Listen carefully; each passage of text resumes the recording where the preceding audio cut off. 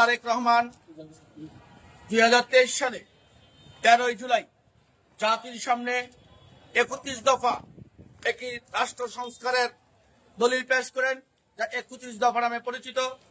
আজকে বাংলাদেশ স্বৈরাচার ফ্যাসিস্ট সরকারের পতনের পর 2024 5 আগস্টে পতনের পর বর্তমান ইন্টিরিয়র গভর্নমেন্টের অধীনে যে সংস্কার প্রস্তাব নিয়ে আলোচনা হচ্ছে, সেই সংস্কার প্রস্তাবের সমস্ত ধারাগুলো এই 31 দফার মধ্যে নিহিত রয়েছে।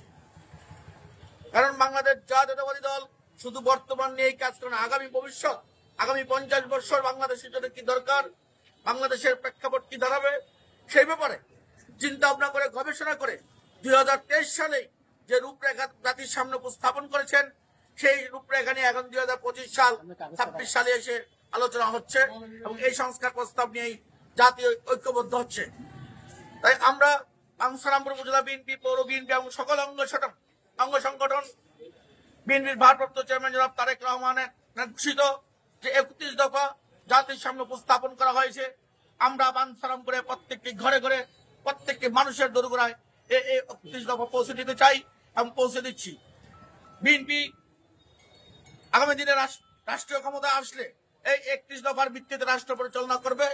সেই জন্যই আমরা এই 31 দফাকে গুরুত্ব দিয়ে বাঞ্ছারামপুরে আমরা লিফলেট বিতরণ করছি এবং সকলের কাছে ঘরে ঘরে মা বোনদের সহ সকলের কাছে পৌঁছে দিচ্ছি। আজকে আমরা বাঞ্ছারামপুর উপজেলা, বাঞ্ছারামপুর যে বাজার এবং বাঞ্ছারামপুর অফিস পাড়া, উপজেলা অফিস, সকল অফিস আদালতে আমরা এই 31 দফা লিফলেট পৌঁছে দিলাম এবং আমরা আশা করব বাঞ্ছারামপুরে আগামী জাতীয় সংসদ নির্বাচনে ধানের শীষে প্রার্থীকে বিজয়ী করার লক্ষ্যে এই 31 দফা লিফলেট বিতরণ অত্যন্ত গুরুত্বপূর্ণ ভূমিকা পালন করবে এবং আশা করি বাংলাদেশ জাতীয়তাবাদী দল বিএনপি এখানে ধানের শীষের যিনি প্রার্থী হবেন তাকে বাঞ্ছারামপুরে জনগণ ভোট দিয়ে বিপুল ভোটের ব্যবধানে আগামী জাতীয় সংসদ নির্বাচনে সংসদ সদস্য প্রার্থী হিসেবে বিজয়ী করবেন, এই প্রত্যাশা ব্যক্ত করে আমি আমার সংক্ষিপ্ত বক্তব্য এখানে শেষ করছি। আল্লাহ হাফেজ। বাংলাদেশ জিন্দাবাদ। বাংলাদেশ জাতীয়তাবাদী দল বাঞ্ছারামপুর উপজেলা শাখা জিন্দাবাদ। শহীদ জিয়া অমর হোক। দেশনেত্রী বেগম খালেদা জিয়া জিন্দাবাদ।